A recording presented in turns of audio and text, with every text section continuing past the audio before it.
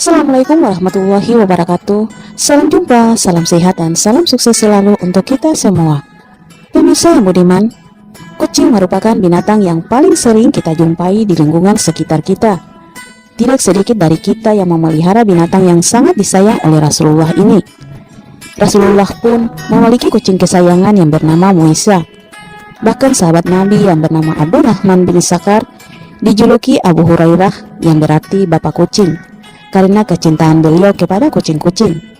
Saking pentingnya menyayangi sesama makhluk hidup termasuk kucing, Rasulullah pernah bersabda, seorang wanita dimasukkan ke dalam neraka karena seekor kucing yang dia ikat dan tidak diberi makan, bahkan tidak diperkenankan makan binatang-binatang kecil yang ada di lantai.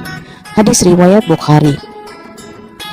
Hal ini menandakan sudah ada peringatan dari Rasulullah SAW bahwa menyakiti makhluk hidup adalah sebuah perbuatan dosa lagi tercela. Namun pada kenyataannya, masih banyak kucing terlantar di luar sana yang mendapatkan kezaliman dan tingkah buruk dari manusia, seperti ditembak, ditendang, dipukul, diinjak, dilempar ke dalam selokan, bahkan disiram dengan air panas. Padahal kalau kita tidak menyukai binatang tersebut, jauhi saja, jangan mengganggu apalagi menyiksanya. Mereka juga memiliki hak hidup sama seperti kita. Maka itu hal utama yang harus kita lakukan adalah berbagi makanan kepada kucing-kucing itu, karena kucing-kucing terlantar yang tak bertuan itu pasti sangat susah mendapatkan makanan. Meski kita hanya mampu memberi sedikit makanan kepada kucing-kucing tersebut, hal itu sudah merupakan sedekah. Sedekah kepada kucing selain mendapatkan pahala yang besar seperti yang dijanjikan Allah, keutamaan sedekah juga berfungsi untuk menolak bala bencana dan mengobati sakit. Terlebih jika kita bersedekah dalam keadaan sulit. Dalam ayat-ayat Al-Quran dan hadis sudah banyak dijelaskan tentang bagaimana sedekah mampu menghindari seorang manusia dari bala bencana serta menyembuhkan sakit.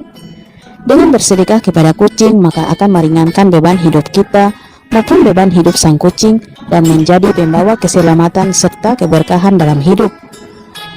Itulah mengapa betapa dahsyatnya kekuatan sedekah itu jika dilakukan secara ikhlas dan konsisten.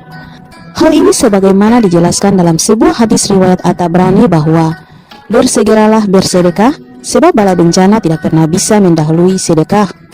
Jadi sedekah bukan saja bisa menghindari kita dari bencana, tapi juga bencana tidak akan melewati jika ada orang-orang yang bersedekah. Kita memang tidak bisa memastikan sedekah yang mana dan sedekah apa saja yang bisa menghindari kita dari bencana. Namun sedekah tersebut bisa kita lakukan termasuk salah satunya dengan memberi makan kucing-kucing terlantar agar bencana tak sedikit pun melewati kita. Terkadang ujian atau bencana tetap akan datang kepada kita. Hal itu bukan berarti Allah tidak menyayangi kita dan tidak menilai sedekah kita. Namun itu adalah bentuk ujian apakah kita akan tetap bersedekah seperti biasanya walaupun bencana dan kesulitan sedang kita hadapi. Ketahuilah, sedekah di saat sulit justru lebih dahsyat dan nilai pahalanya lebih besar di sisi Allah. Berilah semua kesulitanmu dengan sedekah, obatilah penyakitmu dengan sedekah, obatilah orang yang sakit di antaramu dengan sedekah. Sedekah itu sesuatu yang ajaib. Sedekah menolak 70 macam bala dan bencana, dan yang paling ringan adalah penyakit kista dan sofak atau vitiligo. Sedekah bisa menjauhkan kita dari penyakit dan berbagai kesulitan yang datang dalam hidup kita. Jadi jika banyak kesulitan dan hal-hal yang meresahkan muncul dalam hidup kita, maka bersedekahlah. Sedekah juga bisa membawa kedamaian hidup. Hal ini sebagaimana yang dijelaskan dalam hadis riwayat Abu Hurairah bahwa setiap anggota badan manusia diwajibkan bersedekah setiap harinya selama matahari masih terbit. Kegiatan memberi makan kepada kucing juga merupakan sedekah. Hal ini sebagaimana sabda Rasulullah SAW, pada setiap sedekah kepada makhluk yang memiliki hati atau jantung yang basah atau hidup akan mendapatkan pahala kebaikan. Seorang muslim yang menanam tumbuh-tumbuhan yang kemudian dimakan oleh burung-burung, manusia atau binatang, maka baginya sebagai sedekah. Hadis riwayat Bukhari dan Muslim. Bukan saja di dunia, sedekah juga menolak bencana kelak di akhirat dan pada saat hari kiamat. Hal ini sebagaimana diungkapkan dalam sebuah hadis bahwa naungan bagi seorang mukmin pada hari kiamat adalah sedekahnya. Hadis riwayat Ahmad. Jadi walau tidak kita rasakan di dunia, tetapi Allah akan menjamin bahwa sedekah akan menyelamatkan kita kelak di akhirat.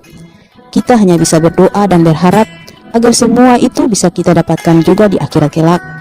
Dalam sebuah riwayat At-Tirmizi dan lainnya, Rasulullah SAW bersabda, sesungguhnya sedekah benar-benar memadamkan kemurkaan Allah dan menghindarkan dari kematian yang buruk.